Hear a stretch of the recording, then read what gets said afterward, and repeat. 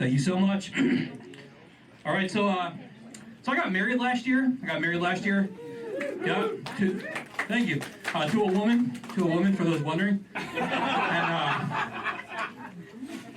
she married me on April Fool's Day too. Married a comic on April Fool's Day. That's what a good woman I have. So, and my wife is the best thing ever happened to me. She truly is. The best part about our relationship is we don't fight. My wife and I, we never fight. And I know that makes some people mad because they settled, but we didn't, and we don't fight.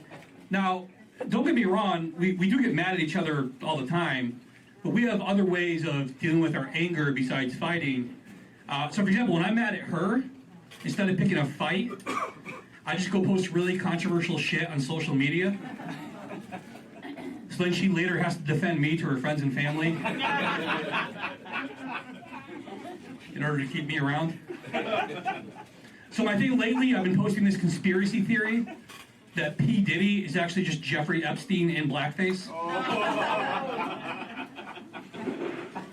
Controversial, I know, but now I get to skip around shitty broccoli casserole at Thanksgiving dinner, so it's a win-win for both of us. And I am lucky I met her. I was single for a long time before we met. I was single for so long, they tried to open up a Spirit Halloween in my nutsack. Guy just showed up, put a mask there, walked away. And my problems with dating go all the way back to high school. Even in high school, I had trouble dating. Like, I had a very weird senior prom. And my date, she did not have a good night at all. Now, to be fair, she wasn't the prettiest girl in the whole world. But man, her body, whew,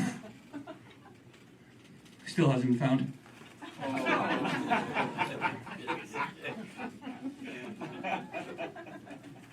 I think the only reason I ever got any girls at all is because I knew how to approach women quietly. I had to go over one time. I told her to hop on and ride me, and she said her license was suspended.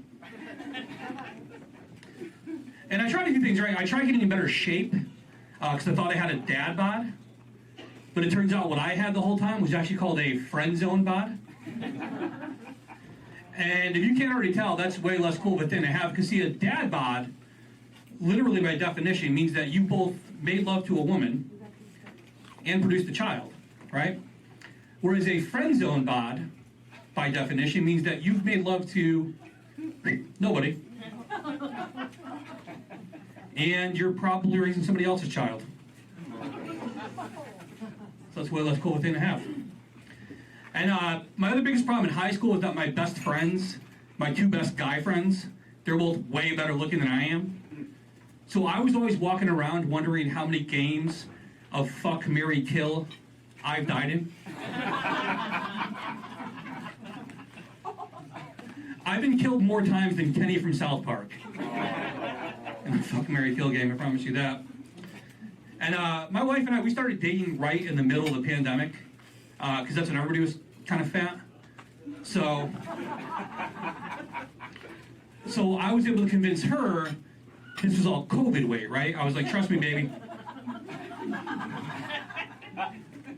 When this is all over, I'll go right back to being the guy I was before this all started, you know? 25 pounds lighter, 6'2",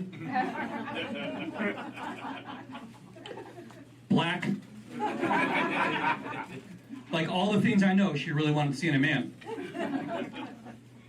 Hey, question for you guys. Before we had trucks, did guys with small penises have really big horses?